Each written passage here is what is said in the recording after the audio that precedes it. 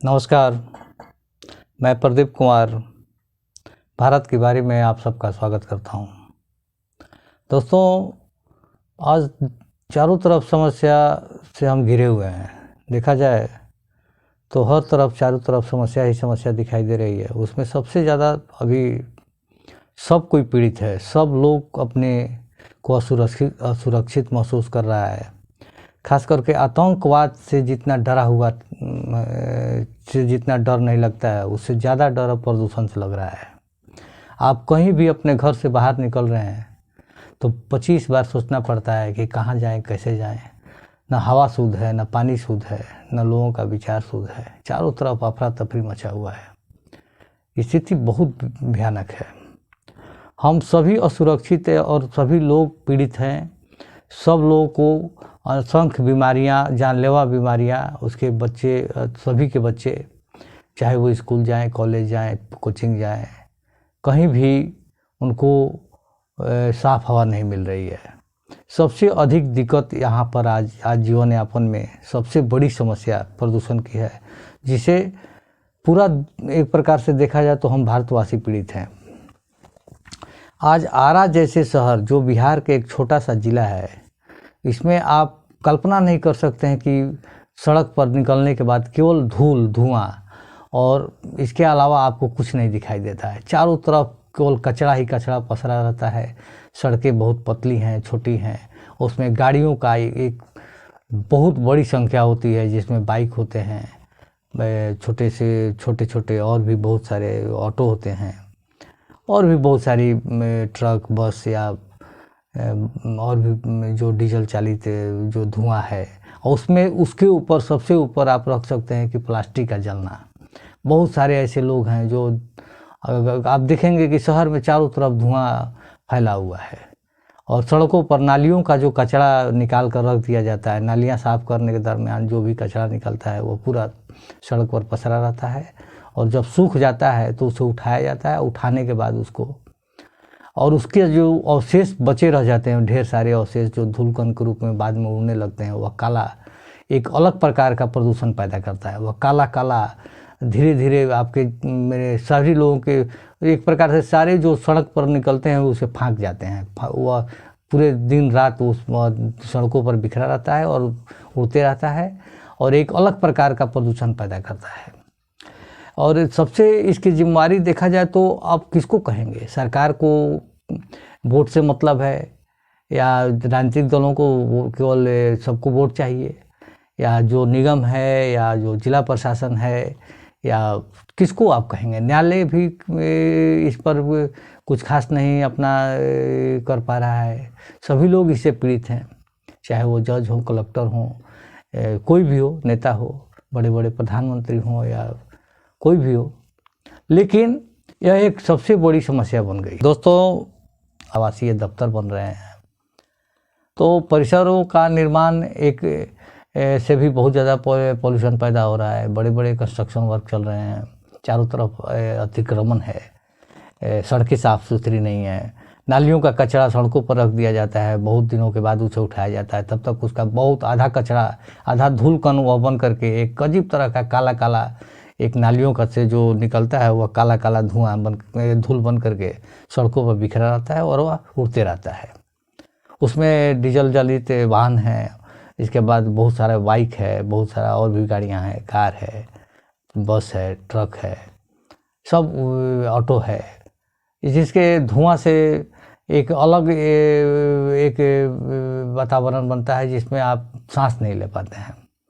तो स्थिति बहुत विकराल है, और इस पर कोई इसको देखने सुनने वाला नहीं है। सबको अपनी अपनी पड़ी है, सबको केवल लोकतंत्र में वोट चाहिए, और उसके बाद जिम्मेवारी से किसी को कोई मतलब नहीं है। बस सब अपनी अपनी रास्ते में मग्न हैं और उनको लगता है कि हम सुरक्षित हैं।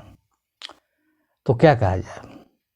हम सभी आज AQI लेवल जो है वह बच्चे बच्चे के जुबान पर है कि इस शहर का इतना है, इस शहर का इतना है, और ये आज जनरल नॉलेज का सबसे बड़ा सवाल बन गया है। आप कल्पना कीजिए कि हम किस अवस्था में पहुंच गए हैं। औद्योगिकरण बहुत ज़रूरी है, सबको रोजी रोजगार और डेवलपमेंट विकास के रास्ते पर जाना है, तो इसमें तो औद्योगिकरण होगा ही होगा। लेकिन इसके साथ साथ जो वैकल्पिक व्यवस्था होनी चाहिए थी, पेड़ पर्यावरण की रक्षा के लिए पेड़ लगाना या बहुत बड़े पैमाने पर जंगल का विस्तार करना, तो सारे जंगल तो काटे जा रहे हैं। चूँकि आवास चाहिए, रेल चाहिए, सड़क चाहिए, कारखाना चाहिए, सिंचाई चाहिए, उपजाऊ ज़मीन चाहिए खेती के लिए, और ये सब एक प्रकार से ज़मीन घटती जा रही है और आबादी तेज़ रफ्तार से बढ़ रही है। आज हम लगभग कह सकते हैं कि हम उसी स्थिति में हैं कि आज दुनिया की सबसे बड़ी आबादी ये अपने देश भारत में है। तो ये बड़े बड़े लोग इस पर बड़ी बड़ी सेमिनार गोष्ठियाँ हो रही हैं, बड़े बड़े विश्व स्तरीय बैठकें चल रही हैं। अपने देश में ही बहुत सारे बैठक इस पर आयोजित हो रही है। बड़े बड़े पर्यावरणविद को बड़ा बड़ा पुरस्कार भी मिल जाता है, लेकिन होता कुछ दिखाई नहीं दे रहा है, बस और बढ़ता जा रहा है। लगातार इसमें इजाफा हो रहा है और एक इसका सबसे बड़ा एक आम आदमी भी इसके लिए जिम्मेदार, आप मान सकते हैं कि हम सभी इसके लिए जिम्मेदार हैं। देखा जाए तो इसमें जो आप घर का कचरा है, जो गलियों में आप तो देखते हैं कि वाहन कचरा इकट्ठा करने के लिए आती है, लेकिन सभी जगह हो सकता है कि नहीं जाती हो, लेकिन जहाँ जाती है वहाँ भी 1% लोग ही उसको अपना कचरा घर का देते हैं। बाकी 99% लोग क्या करते हैं, अपने घर के आसपास खाली जगहों में उसको जमा कर देते हैं और बाद में उसमें ज़्यादातर प्लास्टिक होता है और उसमें आग लगा दिया जाता है, और वह सबसे अधिक दयनीय स्थिति में पहुंचा रहा है। इस पर रोक लगाने के लिए ये काफ़ी तकलीफदेह स्थिति है। इस पर रोक लगाने के लिए कोई सरकार, कोई मशीनरी, जिला प्रशासन, नगर निगम, कहीं कोई इसके ऊपर कोई कार्रवाई और ये नहीं होता है। रोज़ सड़क या आपके गलियों को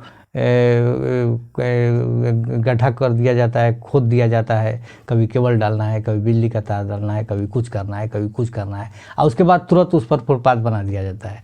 फिर उस फुटपाथ को तोड़ करके फिर से उसको उसमें केबल बिछाने के लिए तोड़ा जाता है, नाली बनाने के लिए तोड़ा जाता है। लगातार ये सिलसिला चलता रहता है। यानी एक ही बार आप नालियों का कचरा आप सड़क पर डाल देते हैं और वह बार किया जाता है। ऐसा नहीं है कि इसका कोई समाधान निकाला जाए, कैसे इससे मुक्ति पाया जाए। सबसे अधिक स्वास्थ्य जनित अगर कोई समस्या इसके चलते पैदा हो रही है, पूरे देश के ऊपर ही स्वास्थ्य के ऊपर अगर बोझ बढ़ा है तो इसके कारण बढ़ा है, प्रदूषण के कारण बढ़ रहा है।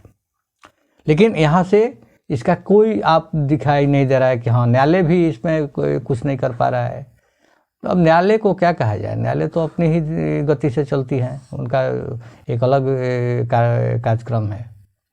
वे अपने हिसाब से चलते हैं और अपना तय करते हैं कि कैसे। नाम नागरिक तो इसी में जूझ के मर रहा है कि आधे लोग तो अपनी उम्र को इसी में गंवा रहे हैं। एक बड़ी आबादी इसी में तबाह हो रही है कि उसका प्रदूषण के कारण, पॉल्यूशन के कारण जहाँ भी जाता है उसकी स्थिति बहुत दयनीय है। स्कूल के बच्चे हों, कोचिंग जाने वाले, क्लास करने वाले नौजवान हो, या फिर कॉलेज जाने वाले नौजवान हो, सबके सामने यही समस्या है। ना कहीं पार्क बचा है, ना कहीं कोई मैदान बचा है, ना कहीं कोई खेल सकता है, ना कहीं कोई दौड़ सकता है, ना कोई सुबह में वॉकिंग कर सकता है, ना शाम में आप घूम सकते हैं। कहीं भी आपके पास शहर में कोई जगह नहीं बची है जो प्रदूषण से मुक्त हो। स्थिति बहुत विकराल है। इसलिए हम सबको इस पर आना पड़ेगा कि कैसे इसे हम बाहर निकलें। चाहे सरकार हो, निगम हो, स्टेट मशीनरी हो, सेंट्रल का सरकार हो, कोई भी इसके लिए। अब एक मुद्दा अब तक दिल्ली में केवल ये सब बड़ा मुद्दा था कि दिल्ली सबसे प्रदूषित शहर है, लेकिन मुझे लगता है कि हम जहाँ रहते हैं, छोटा शहर है आरा या पटना, ये सबसे ज़्यादा प्रदूषण शहर है। हर किसी को ये लगता है कि वे जहाँ रह रहे हैं उससे ज़्यादा प्रदूषित और कोई जगह हो ही नहीं सकती है। स्थिति बहुत विकराल है। इसलिए इसके ऊपर सबको आना देखना पड़ेगा। इसके लिए जो भी कानूनी पहलू है उस पर विचार करने की ज़रूरत है। कैसे इसे बाहर निकले, कैसे इसको हर कोई को अपनी जिम्मेदारी देखना पड़ेगा। स्थिति बहुत ख़राब है। इसलिए सभी को से इस पर सोचना चाहिए कि कैसे हम अपने पर्यावरण को बचाएं और अगली पीढ़ी के लिए सुरक्षित धरती हम दे सकें। आज के लिए इतना ही। नमस्कार।